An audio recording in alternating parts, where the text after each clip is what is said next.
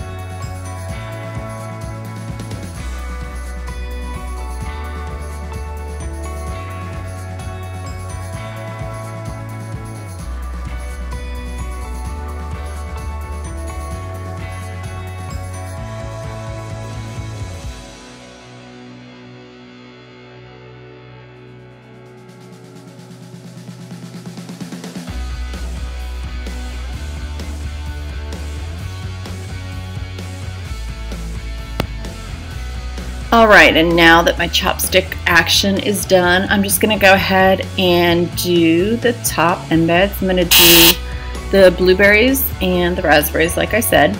And I made these several weeks ago, well, probably a week ago, and I actually used cold processed soap. I know a lot of people like to make embeds using melt and pour because it's easy. You can make the embeds in about 30 minutes max, if that. They're ready to go. They don't have to cure. Personally, for me, I prefer cold processed embeds because they're not going to sweat as much at my markets. And then your ingredient list is also a lot shorter. You throw some melt and pour embeds on there, and all of a sudden your ingredient list has got about, 7, 8 more ingredient names. Now your print is really small. So I just wanted to go ahead and do these with the cold processed soap. I'm probably going to just, I made a really small batch of them. I'm probably just going to keep going and making a little batch. I had done specifically a 2-pound batch. I'd made enough batter, and I did a whole bunch of embeds all at the same time. I kind of split it up. I did some snowflakes, I did some pumpkins, I did the fruits, and so I really like doing it that way. Personally, for me, just think it's a little bit easier. It's not easier necessarily. I think it's a little bit harder to make the cold process embeds, and they're not going to have that like super shine with the melt and pour. But I think for my needs and where I sell the majority of my soaps at my markets outdoors, they're not going to sweat, and I keep all my soaps in my soap truck, so I don't have to unload my truck after every market. But if I did melt and pour, I probably would have to. So again, it's a little bit more work, but I think at the end of the day, it just makes it a little bit easier for me to do cold processed embeds. And they popped right out of the molds, so I stuck them in the mold, and 24 hours later, they popped right out. Maybe 1 or 2 had a funky little side, but like not that big of a deal. Just stick it in and no one will ever notice the difference. But anyway, super happy with how this soap is turning out, and the cut is coming up, and really, really love the cut. So I will be back for that.